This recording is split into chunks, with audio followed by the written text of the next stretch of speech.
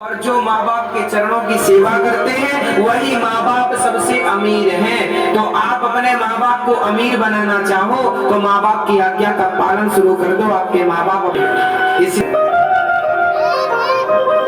देखिए ना, आजकल के बच्चे अपनी संस्कृति से किसी पीछे चले गए, भूल गए हैं कि आप यहाँ जन्म क्यों लिए।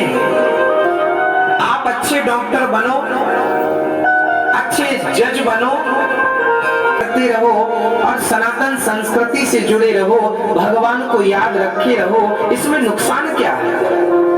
हम तो कहते हैं कि आप चांद तक जाओ, बहुत बड़े साइंटिस्ट बनो, वैज्ञानिक बनो, शोधकर्ता बनो, पर भगवान को याद रहे तो नुकसान। अपने आप को सफल व्यक्ति बनाने में तो खूब पसीना बहाओ, पर माँ बाप को कभी मत विसारो और अपने भगवान को लेते तो शरीर परमात्मा ने दिया है, उसका धन्यवाद, और वह शरीर माँ बाप के कारण से मिला है, इसलिए उनका भी धन्यवाद।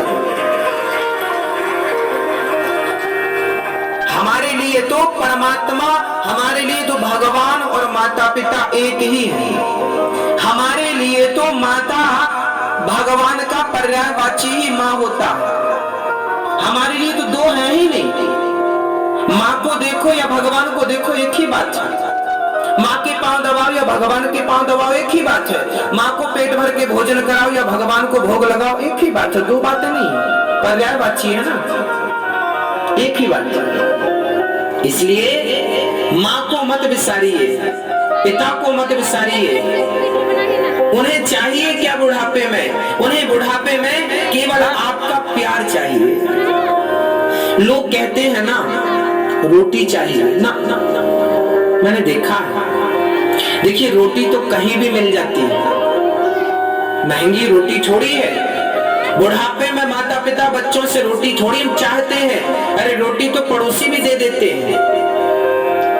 माँ बाप को रोटी की जरूरत नहीं है बेटा, माँ बाप को तुम्हारे प्यार की जरूरत है। हंसते रहो, मुस्कुराते रहो, माँ बाप के पास आते रहो, उसके पास बैठकर हालचाल पूछते रहो। उसे अच्छा लगेगा मेरा बेटा सुनता है, कोई बात कहे मान लो। माँ बाप की कोई बात नहीं भी माननी है आपको तो उनके सामने कह दो हाँ ठीक है। डायरेक्ट मुंह पे मना करने से बुरा लगेगा।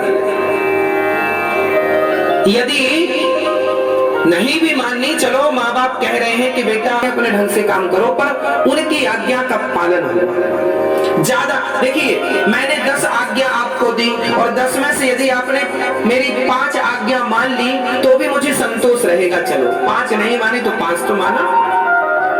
तो माँ बाप की बात मानते रहा करो। वैसे माँ बाप कोई बहुत पहाड़ पेलने को तो बोलते नहीं, पहाड़ में धक्का मारो, कोई बहुत कठिन काम तो माता पिता देते नहीं है। आप समय निकालो 2 मिनट का, माँ के चरणों में बैठ जाओ और माँ के चरण जरा किस लिए की? केवल पैसा कमाने के लिए? तो पैसा कमाने के लिए पढ़ने की क्या जरूरत थी? वैसे तो नहीं पढ़ी थी, वो भी पैसा तुमसे ज्यादा कमा रही है। यदि तुमने पैसे कमाने के लिए पढ़ाई की है, लक्ष्य तुम्हारा पैसा है, तो पैसा तो बिना पढ़े लिखे लोग भी तुमसे ज्यादा कमा लेते हैं।